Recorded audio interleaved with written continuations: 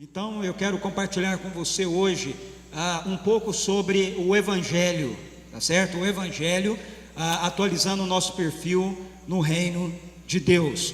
Talvez esse primeiro tema possa suscitar em você a seguinte ideia: pô, Evangelho, tem tanto assunto para a gente tratar, mas essa aqui é a grande questão. Eu acho que nós perdemos a perspectiva do Evangelho, tá certo? O ponto de partida de tudo aquilo que nós somos e de tudo aquilo que nós realizamos e fazemos como igreja, ok? Como povo de Deus, tem a ver com o Evangelho. E embora a gente se diga, e a gente carregue esse nome, evangélicos, e a gente fale sobre a igreja evangélica, eu tenho percebido cada vez mais que nós, como igreja e como povo de Deus, como povo evangélico, estamos longe do Evangelho. Estamos longe do Evangelho. Nós falamos sobre o Evangelho, nós carregamos o nome do Evangelho, mas a gente está distante daquilo que é o Evangelho. Então, se nós queremos ver a atualização do nosso perfil, o que é atualização? Vamos pensar em termos de internet, Você atualiza algo que é, ok? Se não tem ainda, você cria, não é verdade? Então, se você não tem um perfil, você vai criar o perfil.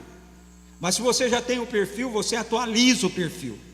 Então, nós temos um perfil, ok? O nosso perfil tem a ver com aquilo que Deus fez em nós e por nós, através de Jesus Cristo. E nós chamamos isso de Evangelho. Então, tudo começa no Evangelho. O nosso ponto de partida é o Evangelho. O apóstolo Paulo, ele vai falar para a gente, em muitas das suas cartas, a respeito do Evangelho. Eu quero compartilhar dois textos de Paulo aqui no primeiro momento. Esse de 1 Coríntios 3,10, que diz assim: conforme a graça de Deus que me foi concedida, eu, como sábio construtor, lancei o alicerce, e outro está construindo sobre ele. Contudo, veja cada um como constrói.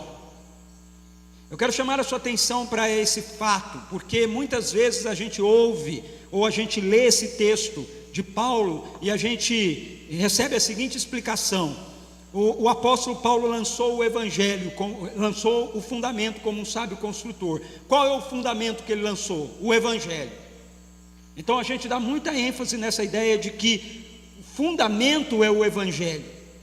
Mas o apóstolo Paulo diz assim para a gente, que outro vai construir sobre o Evangelho, sobre o fundamento. Contudo, veja cada um como constrói. Então, não é importante apenas o fundamento, é importante também como se constrói a partir do fundamento. E às vezes nós pegamos esse conceito do Evangelho e nós apresentamos o conceito do Evangelho apenas como sendo o fundamento.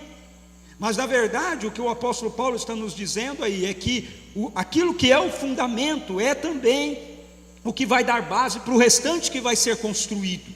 Então, se eu tenho um fundamento, eu não posso construir sobre esse fundamento independentemente do fundamento. Eu preciso construir a partir daquilo que o fundamento é.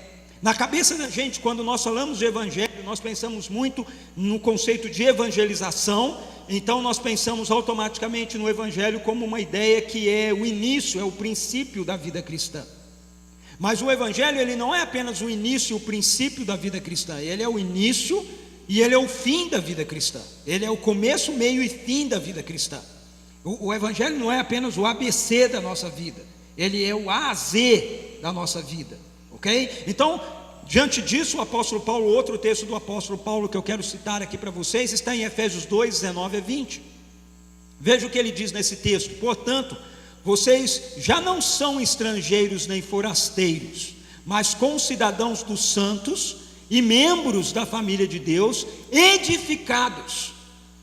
Lembra lá no texto anterior, ele fala que ele lançou o fundamento e cada um veja como edifica. E agora aqui ele está se dirigindo à igreja de Éfeso, aos cristãos de Éfeso, e ele está dizendo: vocês já não são estrangeiros e forasteiros, ou seja, o alicerce foi lançado na vida de vocês. Vocês são concidadãos dos santos, membros da família de Deus e edificados sobre o fundamento dos apóstolos e dos profetas, tendo Jesus Cristo como a pedra angular. Então o que Paulo está dizendo nesse texto? Ele está dizendo: olha, o Evangelho que fundamentou a vida de vocês é o mesmo Evangelho que tem sido edificado na vida de vocês, ou que tem edificado a vida de vocês. Então, o Evangelho é aquilo que começa a nossa vida com Deus, mas o Evangelho também é aquilo que dá continuidade na nossa vida com Deus. E isso é de extrema importância. Por quê? Porque aquilo que nós cremos será visto na maneira que vivemos. Não é verdade? Tem um ditado que a gente cita por aí afora que diz assim: as suas ações ou seus atos falam tão alto que eu não consigo escutar as suas palavras. O que esse ditado quer nos dizer? O que ele está nos dizendo? Ele está nos dizendo que, na verdade, aquilo que nós falamos, aquilo que nós cremos, é evidenciado por aquilo que nós vivemos. Então, muitas vezes nós falamos que nós cremos no Evangelho, mas nós não vivemos de acordo com o Evangelho.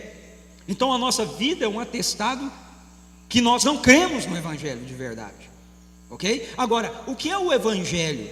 O apóstolo Paulo, em 1 Coríntios capítulo 15, versículos 1 a 4, ele faz um resumo daquilo que é o epicentro do Evangelho. Ok? Veja, o Evangelho não é só isso, mas o Evangelho começa disso. Ok? Esse é o centro do Evangelho, e a partir daí expande-se todo o Evangelho para a nossa vida. Então, não há como nós experimentarmos nada do Evangelho sem que primeiro esse centro do Evangelho esteja aplicado a nós. Mas uma vez que esse centro do Evangelho está aplicado a nós, então ele vai produzir realidades que transcendem a isso. Isso é o princípio. Então o apóstolo Paulo diz assim: ora, eu vos lembro, irmãos, o Evangelho. Veja, ele vai falar do Evangelho. Eu vos lembro, irmãos, ele está atualizando aí, hein? Ok? Eu vos lembro, irmãos, o Evangelho que já vos anunciei. Ah lá, já existe. Então é uma atualização que ele está fazendo. O qual também recebestes. O fundamento já foi lançado. E no qual perseverais. A construção está sendo realizada. Pelo qual também sois salvos, se é que o conservais tal como vô-lo anunciei. Veja que interessante.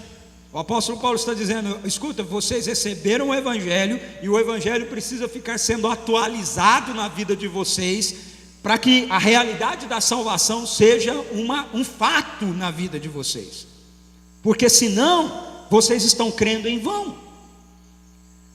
Eu sou um pastor presbiteriano, né? Minha igreja é uma comunidade presbiteriana, a comunidade presbiteriana de Vinhedo, e textos como esses aí fazem com que pessoas de igrejas reformadas como a minha, às vezes fiquem carecas assim como eu, né? Porque eles garantem essa questão de que uma vez que nós recebemos o Evangelho, nós estamos salvos e não vamos perder a nossa salvação, e eu acredito nisso, mas há um perigo aqui. O perigo é a ideia de que nós recebemos o Evangelho, quando na verdade nós não recebemos o Evangelho.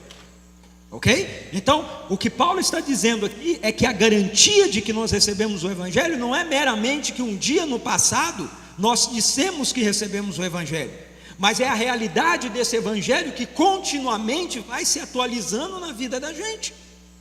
Nós não perdemos a perspectiva, nós não vivemos do passado, nós não falamos, lá atrás, em 1976, eu aceitei Jesus, né? Eu vivo do Evangelho todos os dias. Houve um dia lá que começou essa experiência, mas essa experiência ela é renovada na minha vida todos os dias, e é isso, essa renovação, essa atualização do Evangelho diário na minha vida, que é o que Paulo está dizendo aí, a convicção, a certeza de que nós não cremos em vão, de que aquela experiência lá em 1900 e bolinha não foi apenas alguma coisa emocional, passageira na vida da gente. Então ele continua dizendo: pelo qual sois salvos, se é que conservais tal como vô-lo anunciei, se não é que credes em vão. Porque primeiramente, agora ele vai tratar desse centro do Evangelho, porque primeiramente vos entreguei o que também recebi, que Cristo morreu pelos nossos pecados segundo as Escrituras, que foi sepultado segundo as Escrituras, e que foi ressuscitado ao terceiro dia segundo as Escrituras. Então, o que é viver uma vida de acordo com o Evangelho? É viver acreditando que aquilo que Deus fez por nós em Cristo e através de Cristo é plenamente suficiente para a nossa vida. E nós vivemos a nossa vida nessa nossa relação com Deus, nessa nossa relação uns com os outros e nessa nossa relação com o mundo, a partir daquilo que Deus fez por nós em Cristo Jesus. Jesus é o Deus que entra na história, vive como um ser humano perfeito, morre como um ser humano, ressuscita como um ser humano, e Ele está vivo. E a vida dele é colocada dentro de nós quando nós nos rendemos a essa realidade daquilo que Deus fez por nós em Cristo Jesus. Quando nós olhamos para nós e nós chegamos à conclusão de que por nós mesmos, por nossa própria capacidade, por nosso próprio esforço, pela nossa própria religião, pela nossa própria teologia, nós não somos capazes de nos reconciliar com Deus. Que a única maneira de nós sermos reconciliados com Deus, a única maneira de nós sermos renovados, a única maneira de nós sermos salvos é acolhermos humildemente, aceitarmos humildemente aquilo que Deus fez por nós através de Cristo Jesus. Então, quando isso acontece, a vida de Jesus entra em nós, e nós começamos agora a viver a partir da vida de Jesus. Ele está vivo. Então, a minha vida tem que ter coerência com isso. Eu creio que Jesus está vivo.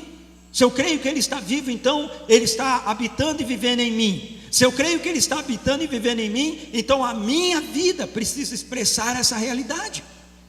Não significa que eu vou ser uma pessoa infalível, que eu vou ser uma pessoa perfeita, mas significa sim que eu vou ser uma pessoa que está em busca dessa vida de Jesus que está vivendo em mim, fluir de mim a cada dia, ok?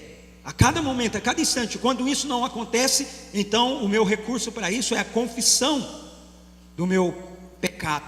Bem, se essa é a nossa realidade, se o Evangelho está em nós, então ele é o nosso ponto de partida. E se o Evangelho é a mensagem que fundamenta a nossa vida, como é que deveria ser na prática, o nosso ministério e a nossa vida? Como é que ela deveria se desenvolver?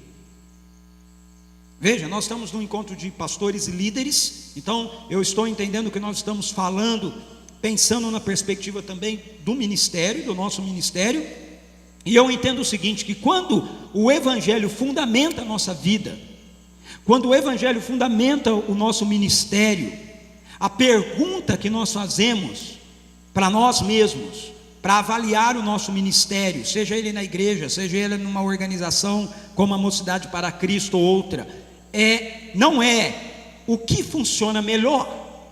Essa não é a pergunta que nós fazemos quando o Evangelho é o centro da nossa vida. Veja, essa é a pergunta que nós temos feito, ok? Eu sei disso. Eu estou trabalhando 25 anos com a Mocidade para Cristo. Eu converso com muitos líderes de jovens e a pergunta que eles me fazem é: o que eu faço no meu ministério com jovens para ele funcionar melhor?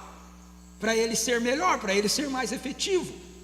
Eu trabalho com plantação de igrejas, como assessor disso, já plantei 4 igrejas, e hoje eu trabalho com isso. As pessoas sentam e conversam comigo, e plantadores de igreja me perguntam o seguinte: como eu posso plantar uma igreja melhor? Essa é a pergunta. Agora, essa não é a pergunta correta a se fazer. Por quê? Porque essa pergunta está baseada na nossa cultura, não nos valores do reino. A nossa cultura é que tem essa pergunta a respeito da ideia de que aquilo que nós vamos fazer precisa produzir sucesso, não é? Precisa dar certo. Se essa não é a pergunta, qual é a pergunta que nós temos que fazer? Na minha opinião, quando o Evangelho fundamenta a nossa vida e ministério, a pergunta que nós fazemos é: qual é a melhor forma de nós mostrarmos quem Deus é e o que Ele fez em e através de Jesus Cristo, de um modo apropriado à cultura em que fomos inseridos? Essa é a pergunta que fazemos. Não o que funciona melhor, não o que vai dar certo, mas como a gente demonstra a realidade do Evangelho. Como a gente demonstra a realidade de que o governo de Deus é ativo, o reino de Deus chegou e Ele está entre nós, Ele está no nosso meio, Ele está operando, um outro rei está reinando, há um outro governo sendo exercido e confrontando todos os governos do mundo, todos os governos do universo. Então, o nosso objetivo, quando o nosso ministério está fundamentado no Evangelho, não é fazer o nosso ministério ser bem sucedido, no sentido de fazer o ministério dar certo ou o ministério crescer. O nosso objetivo como pastores e como líderes é ver pessoas convertidas a Jesus através do Evangelho, para que essas pessoas sejam a igreja em missão no mundo. Essa é a tarefa. A igreja demonstrar com a sua vida a totalidade do Evangelho, a realidade do Evangelho, na totalidade da vida, não apenas em alguns aspectos da vida, mas na totalidade da vida. Veja, o Evangelho é a resposta para todas as realidades. A resposta para a crise do nosso casamento é o Evangelho. A resposta para a criação e educação dos filhos é o Evangelho. A resposta para a realidade social do nosso mundo é o Evangelho. A resposta para a realidade política do nosso país é o Evangelho. Tudo é o Evangelho, tudo passa pela realidade do Evangelho. Então, quando o Evangelho ele se torna esse centro, a partir dele vai irradiar-se todo o poder e toda a vida de Deus em Cristo Jesus, atingindo todas as áreas e todas as esferas da nossa vida. A cultura vai ser impactada então pelos valores do reino de Deus, ok? Não é que nós vamos ter uma cultura da igreja e uma cultura do mundo. Quando a gente cria uma cultura da igreja diante da cultura do mundo, o que a gente tem é uma subcultura.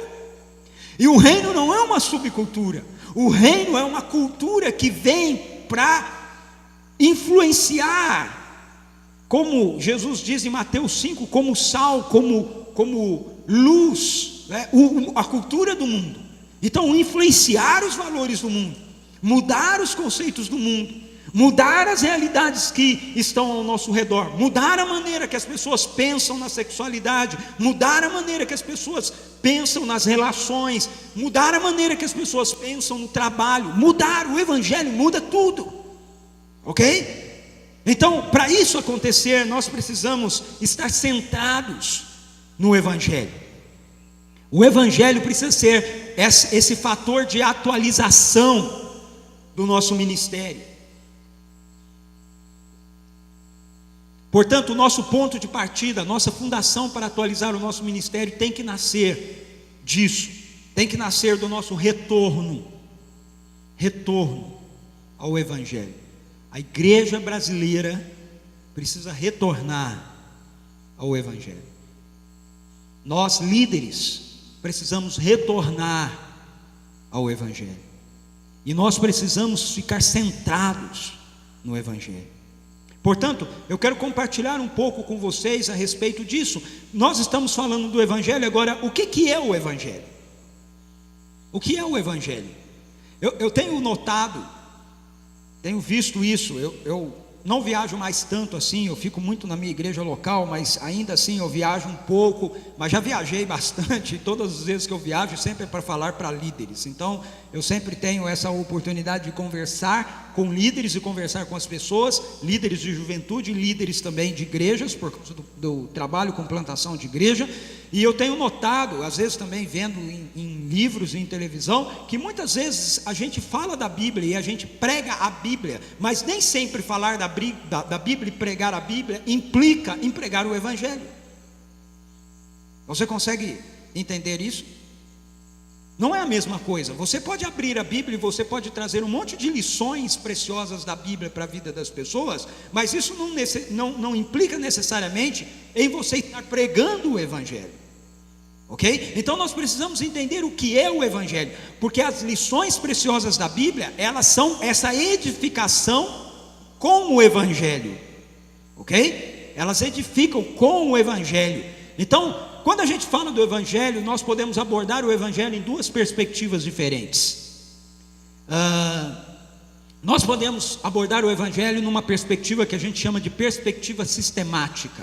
Talvez essa seja a perspectiva que a gente mais conheça sobre a abordagem do Evangelho. Nessa perspectiva sistemática, o Evangelho ele é apresentado da seguinte forma: através de um conceito chamado regeneração. O que é isso? Nós falamos, olha, as pessoas estão mortas nos seus delitos e pecados. E Deus, Ele pelo poder do seu Espírito, Ele vem e Ele opera no coração das pessoas, regenerando, mudando a disposição do coração das pessoas. E quando Ele faz isso, então essas pessoas, elas se tornam pessoas aptas a aceitarem a mensagem do Evangelho. Então Deus nos regenera, Deus opera na nossa vida, enquanto Paulo diz assim, que Deus nos amou e nós experimentamos o poder da sua salvação, sendo nós ainda pecadores, ok? Então não é que nós deixamos de ser pecadores para então a gente experimentar a graça de Deus, não, a graça de Deus ela vem ao nosso encontro, sendo nós ainda pecadores. Como isso é possível? Isso é possível por causa da regeneração. Deus trabalha na nossa vida, Ele nos regenera. Uma vez regenerados, então nós somos justificados diante de Deus, ok? Como é que Ele faz essa justificação? Através da vida de Jesus, que foi a vida de um homem perfeito, ok?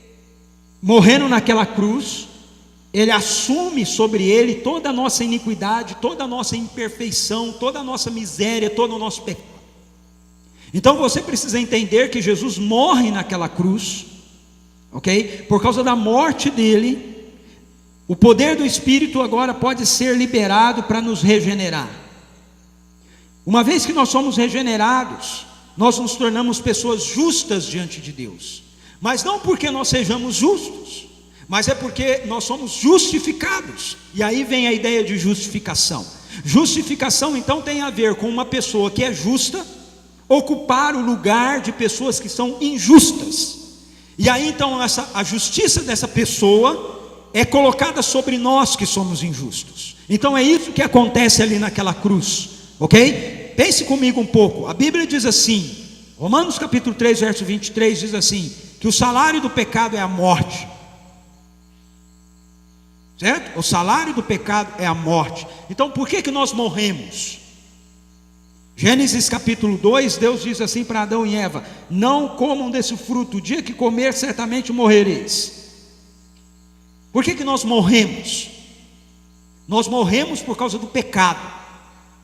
A morte não faz parte da criação original de Deus. A morte é uma consequência do pecado, é uma consequência de nós termos tomado uma decisão de nos desligarmos da nossa fonte de vida, que é Deus, ok? Então, quando nós fizemos isso nos nossos pais, nós morremos. Se você não tivesse pecado, você não morreria, mas você morre, o que prova que não é só Adão e Eva que pecou, você também pecou. Ok? Você diz, mas quem pecou foi o Adão e Eva, eu não tenho nada a ver com isso. Mas você morre, então se você morre, é porque você também pecou. Então tem o pecado de Adão e Eva que trouxe a morte para o mundo, e tem o seu pecado que preserva a morte no mundo. Tem o pecado de Adão e Eva que trouxe a morte para o mundo, tem o meu pecado que preserva a morte no mundo. Dá para entender isso? Jesus Cristo entra no mundo e nós afirmamos que Ele vive sem pecado, só que Ele morre. E aí? E agora? Se só morre por causa do pecado e Jesus morre, como é que a gente sabe que Ele não morreu por pecado dele?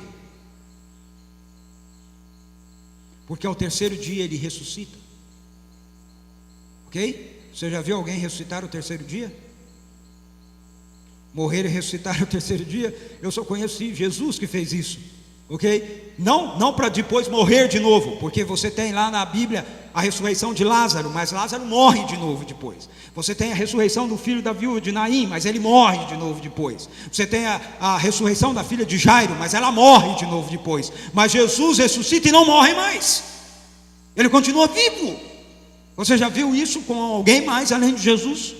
Não. Por que isso é possível? Porque Jesus não tinha pecado. Por que Ele morre na cruz? Por causa do meu pecado, por causa do seu pecado, por causa do pecado da humanidade. Ele carrega o pecado da humanidade na cruz, por isso Ele morre na cruz, ok? Então Paulo diz assim, que quando Cristo morre naquela cruz, nós estamos e nós aceitamos isso para nós, nós estamos mortos com Cristo. Ou seja, nós reconhecemos que nós morremos em Cristo naquela cruz. Ele morreu a nossa morte, Ele provou a nossa morte ali. Então, ao terceiro dia Ele ressuscita, porque Ele não tem pecado próprio, Ele é justo. E aí o que Deus faz? Ele pega a justiça de Deus, de Jesus, e Ele coloca sobre a minha vida, sobre a sua vida, se nós aceitamos que Ele morreu naquela cruz por nós. Então Ele nos justifica. Então agora, olha só que coisa maravilhosa, isso é o Evangelho, gente. Agora você não precisa mais se esforçar para Deus te aceitar, ok? Deus te aceita porque quando Ele olha para você e você aceitou Jesus, Ele vê Jesus em você, Ele vê Jesus em mim. Então Ele olha para mim, Ele não vê mais o Ricardo, Ele vê Jesus. Paulo diz que nós estamos vestidos de Cristo Jesus. Então quando Deus olha para mim, olha para você, se você aceitou Jesus, se você aceitou que aquilo que Jesus fez foi por você, você se rendeu a isso, você está vestido de Cristo Jesus, e Deus olha para você através da justiça de Jesus. Então você está justo diante de Deus. Isso significa que eu não tenho mais que me esforçar para ser aceito por Deus, Ele já me aceitou. Agora isso me conduz então a fazer parte dessa nova família. Eu sou adotado na família de Deus, porque Deus me justificou em Cristo, porque agora eu sou justo. Ele, que é um Deus santo, pode de novo conviver comigo. Eu posso fazer parte da família dele, eu posso me relacionar com ele, ele pode ter comunhão comigo, ok? Antes a relação dele comigo era pela graça comum, mas agora eu posso partilhar de novo da vida dele, da intimidade dele, da comunhão dele, da presença dele em mim. Então Paulo diz que nós somos adotados na sua família. Nós não somos mais estrangeiros e peregrinos, nós somos adotados na família de Deus. Mas uma vez que isso acontece, agora a vida de Jesus começa a ser vivida em mim, e eu estou fazendo parte de uma nova família. Então eu começo a aprender a viver um novo estilo de vida, e isso nós chamamos de santificação. O que é santificação? Santificação é a gente entender que agora nós estamos numa nova posição de vida diante de Deus, e a vida de Deus está em nós, e a vida de Deus em nós, em Cristo Jesus, vai sendo desenvolvida.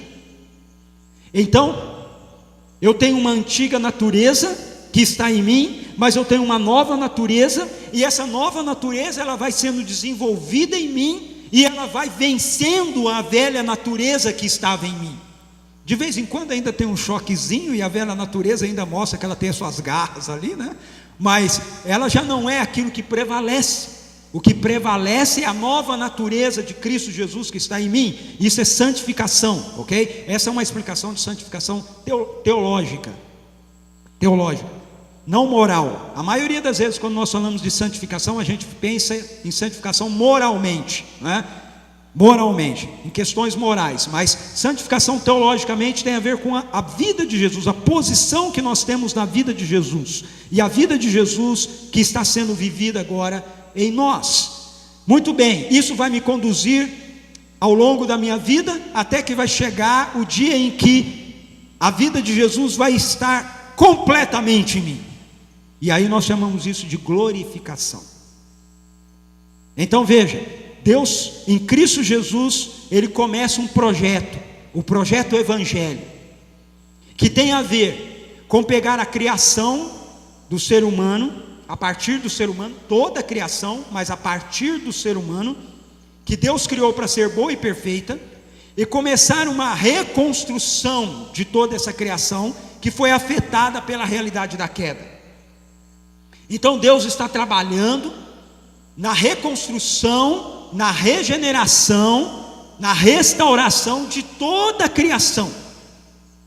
Por onde Ele começou? Pelo ser humano, que foi feito à sua imagem e à sua semelhança. Mas não vai parar com a gente.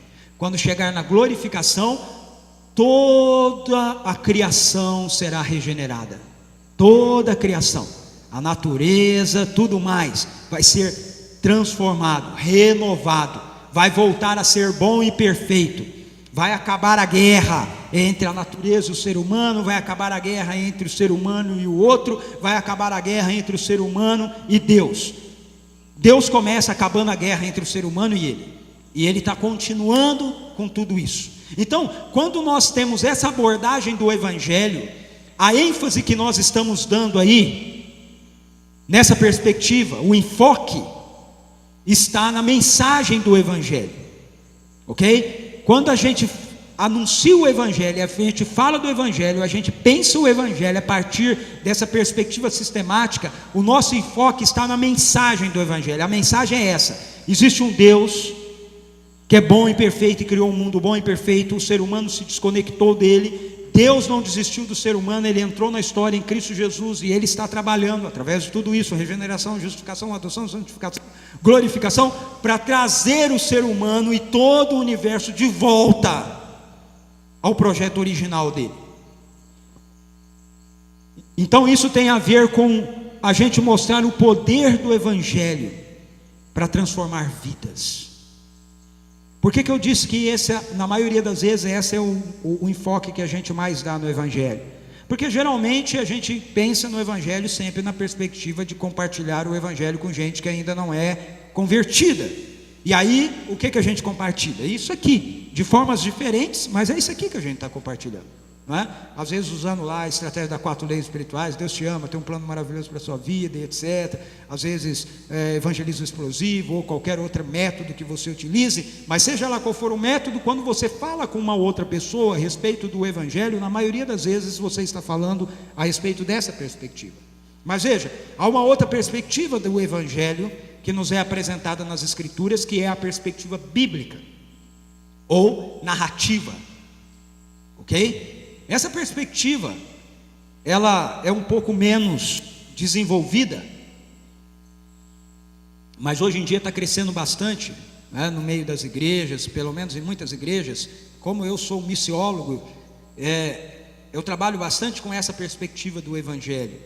A perspectiva bíblica, a perspectiva narrativa, é a maneira de você apresentar o Evangelho a partir da história da salvação, da história da redenção, ok? Veja, o anterior é sobre a mensagem, o conteúdo da mensagem, ok? Do que Deus fez pelo ser humano. Essa aqui você vai contando por que Deus fez pelo ser humano. Por que Deus fez o que Ele fez pelo ser humano? Então você começa lá com a criação, Gênesis 1 e 2. Existe um mundo bom e perfeito.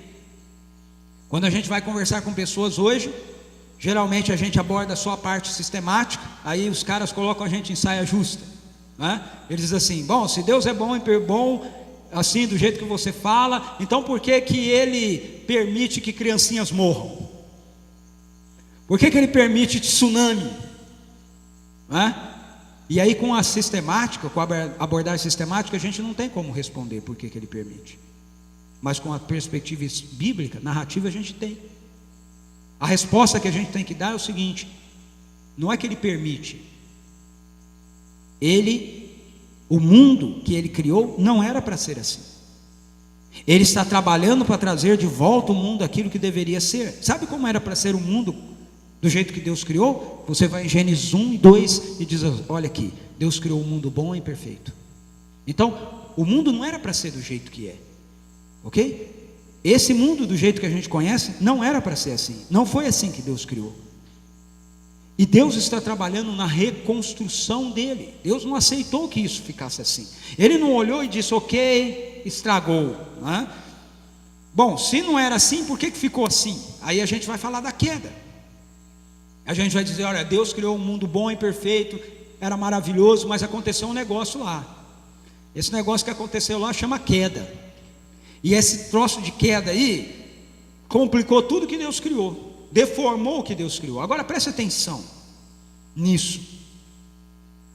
Tem um passo anterior aqui. Eu tenho discutido isso com alguns colegas teólogos, né? E a gente ainda não chegou a uma definição direito do que a gente deve fazer com isso. Mas tem um passo anterior a isso, ok? O passo anterior à criação é o seguinte: para Deus criar, Ele tem que fazer algo antes da criação. O que Ele tem que fazer antes da criação? Ele tem que decidir antes da criação que ele vai sustentar a criação que ele vai criar. Então, antes de Deus criar qualquer coisa, antes dele dizer assim, haja luz, ele disse, haja uma cruz. Ok? Antes de criar qualquer coisa, ele escolheu lidar com a sua criação a partir da sua graça. É a graça de Deus que faz com que a transição entre criação boa e perfeita e queda não destrua em absoluto tudo que existe, porque senão teria tudo sido destruído, tudo teria acabado. Por que não acaba? Porque Deus, antes de criar qualquer coisa, tomou a decisão que, apesar do ser humano que ele iria criar se rebelar contra ele iria se tornar um ser humano, ele iria representar a humanidade nele mesmo, e ele, como um representante da humanidade, iria consertar a decisão errada que o ser humano tomou. Isso não foi feito dentro da história, isso foi feito antes da história. Porque se não tivesse sido feito antes da história, Deus não poderia ter criado nada. Ele ia criar, o homem ia pecar e tudo ia deixar de existir. Por que não deixa de existir? Porque antes Deus já tinha dito, ok, vai estragar, mas eu vou sustentar e vou consertar tudo isso no meu filho. Então eu gosto de usar um exemplo aqui. Imagine que você cria algo que você gosta muito, e isso que você criou, você admira e você diz, puxa, como isso é bonito, como isso é perfeito, isso é muito bom. Mas aí um dia alguém esbarra nisso que você criou e cai e quebra. Como criador, você tem duas opções. A primeira, você pode olhar e dizer assim, puxa, eu gostava tanto disso aqui, quebrou. Você pode juntar tudo, abrir uma lata de lixo e jogar tudo dentro e falar, eu vou começar a fazer alguma coisa nova, porque isso quebrou, estragou, vou fazer outra coisa. Ou você pode olhar e dizer assim, puxa, caiu, estragou, mas eu gosto tanto disso, eu vou consertar. Essa é a questão na queda. Deus olha para a queda e responde à queda com a redenção. Ele não pega tudo e diz assim, estragou, abre uma lata de lixo cósmica, né, no universo e joga tudo dentro e fala assim, eu vou começar uma outra coisa numa outra galáxia, num outro universo, porque esse aí estragou. Não, ele olha e diz, estragou. Eu já sabia que ia estragar uma hora. Vamos consertar. E aí então ele começa na história o processo da redenção. Mas esse processo foi decidido por ele antes. Ok? Então alguns amigos, como eu disse, teólogos e missiólogos com quem eu converso e a gente discute, a gente tem discutido sobre se a gente colocaria essa redenção também antes da criação ali, né? Pastores e teólogos aí, estou aceitando sugestões, ok? Né? Depois, porque ela tem que entrar ali, mas na verdade ela é algo que antecede isso, ela antecede e depois ela entra na história. Se você quiser ver isso, você pode dar uma olhada, por exemplo, em 1 Pedro capítulo 1, que fala sobre o sangue do Cordeiro que foi morto antes da fundação do mundo. E também Apocalipse,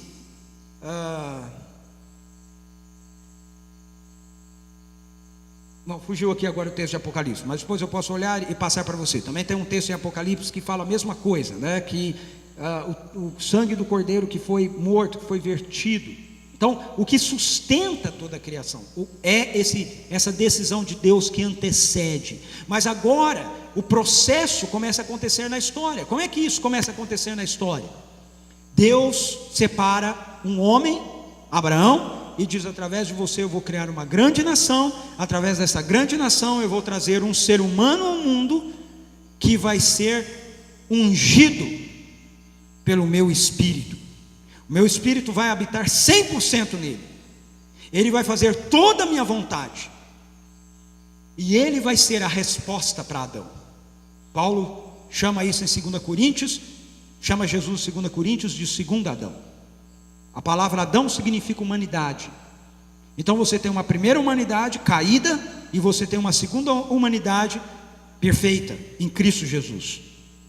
Ok? Então Deus começa isso com Abraão. Através de Abraão ele cria Israel. Através da nação de Israel ele traz o Messias ao mundo. Através do Messias então ele começa a juntar um povo que ele tem para si, separado no seu coração desde antes da fundação do mundo, reunindo gente de toda tribo, língua, povo e nação, que vai se rendendo a ele dentro da história, vai se rendendo ao seu amor, vai se rendendo ao seu governo, e começa a se envolver e viver com ele agora, para cooperar com ele, cooperar com Deus naquilo que ele está fazendo na história.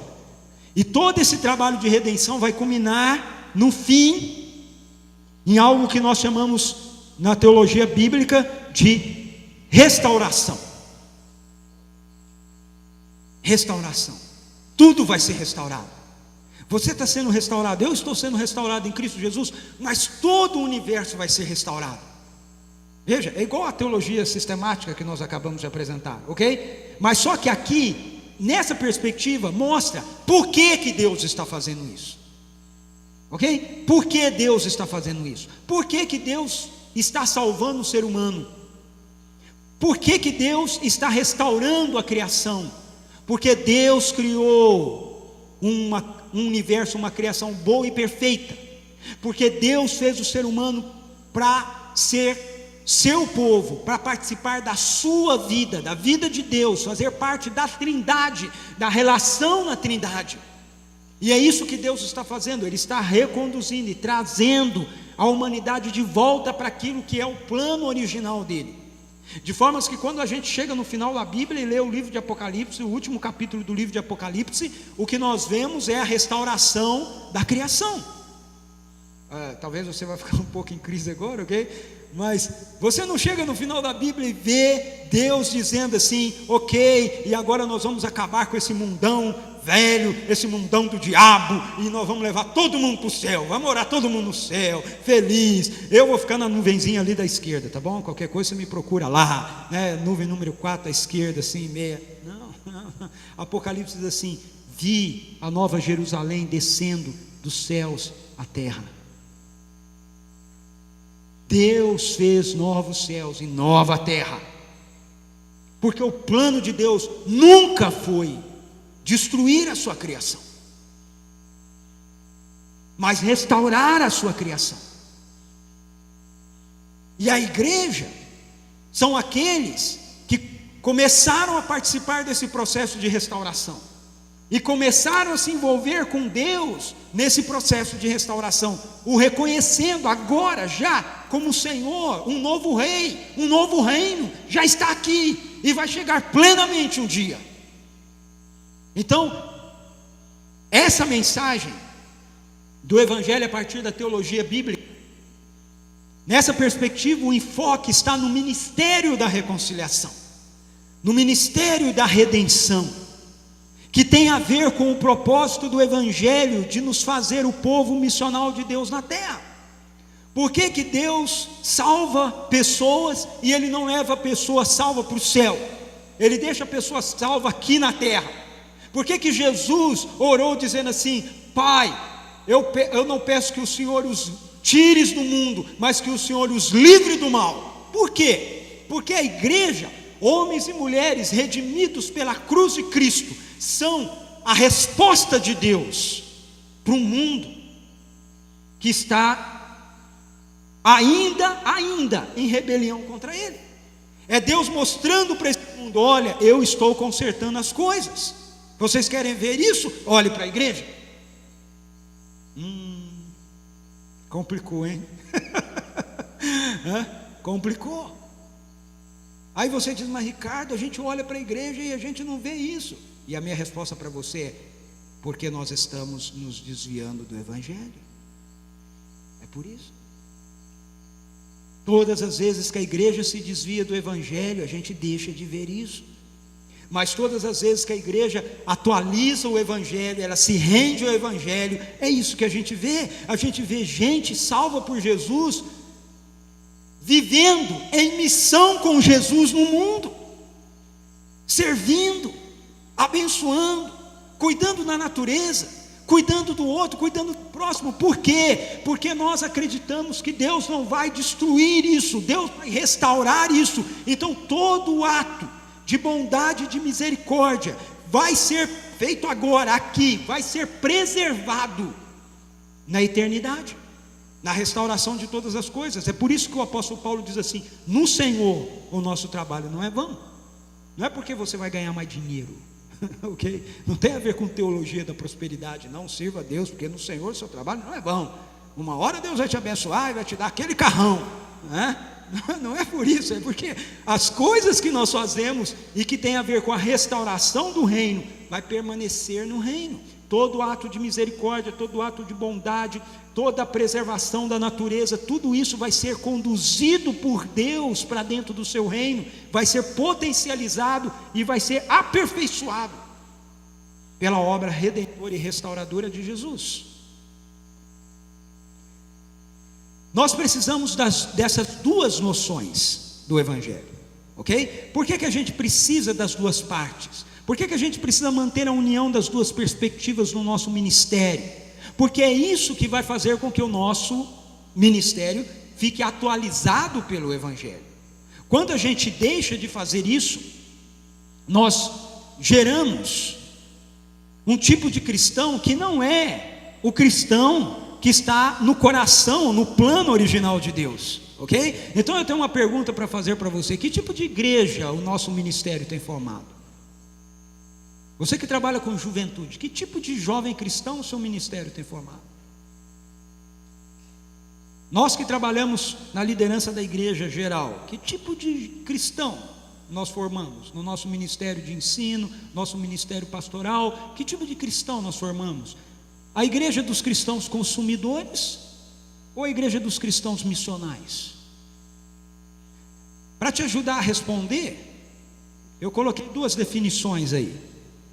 A igreja dos cristãos consumidores é aquela que provê bens e serviços religiosos. As pessoas, elas vêm à igreja para serem alimentadas, para terem as suas necessidades sanadas, para terem os seus problemas resolvidos através de programas de qualidade e para ter os profissionais da fé ensinando seus filhos sobre Deus. E se eu li essa definição e você pensou assim: uai, não é isso não? Então eu quero dizer que você está complicado, ok? Se você pensou que é isso, é porque o seu ministério está gerando isso. Esse tipo de ministério, o resultado final nessa igreja são clientes, pessoas que dizem assim: nós vamos à igreja. Nós vamos à igreja. Pessoas que estão focadas apenas para dentro, apenas para elas mesmas. Mas a igreja missional, os cristãos missionais, é aquela que tem um corpo de pessoas que são enviadas em missão ao mundo, que se reúnem em comunidades para celebrar a graça, a bondade e a glória de Deus, que dedicam-se a cuidar uns dos outros e de carregar as cargas uns dos outros, contribuindo para o propósito do Evangelho na vida do outro. Não é diferente? Nós também vamos na igreja, nós também nos reunimos, só que nós entendemos que isso é apenas parte do todo que nós fazemos. Na minha igreja eu costumo dizer assim para as pessoas: aqui nós cuidamos uns dos outros para podermos cuidar dos de fora.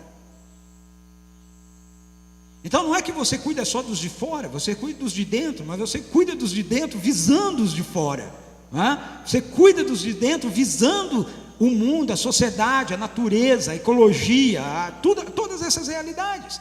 O resultado final nessa igreja são servos, pessoas que dizem: nós somos a igreja.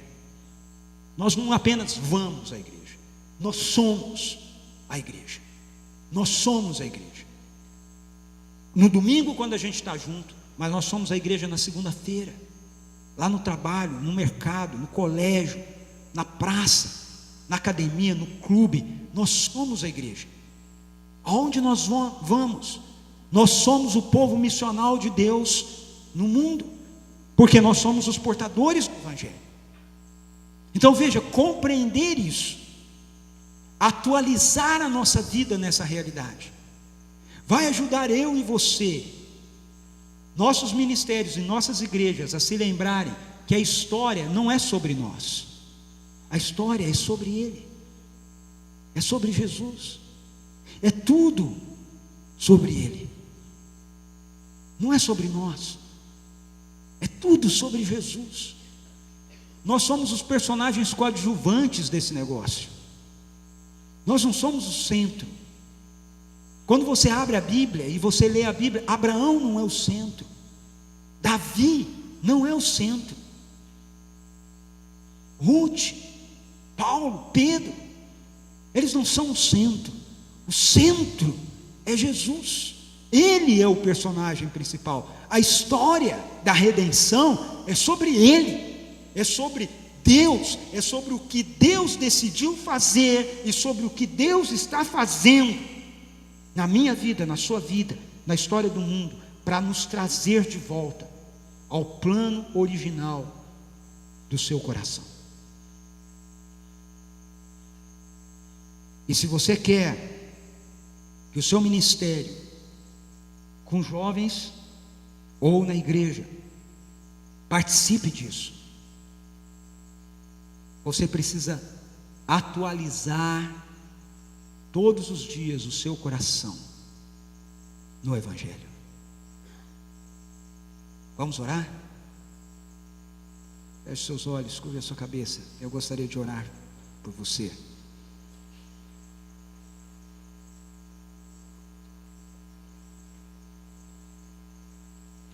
Senhor bendito, louvado seja o teu nome. Deus, o Evangelho é maravilhoso, é poderoso. O Evangelho de Jesus, o Evangelho do Trino, o Evangelho do Filho, do Pai, do Espírito. Este Evangelho tem transformado as realidades da nossa vida. Este Evangelho tem sustentado toda a realidade do universo, até que o Senhor traga a redenção plena, a restauração plena da nossa história. Então nós queremos te pedir essa noite, atualize a nossa vida e o nosso ministério no Evangelho, que Ele seja o centro, Senhor, que Jesus seja o centro, que na nossa vida, no nosso ministério, na nossa igreja, na nossa história, tudo seja sobre Ele, Senhor, seja para Ele, Senhor, seja através dEle, Senhor, para a honra e glória do Teu nome, Pai. Em nome de Jesus é que nós oramos. Amém, Senhor. Amém.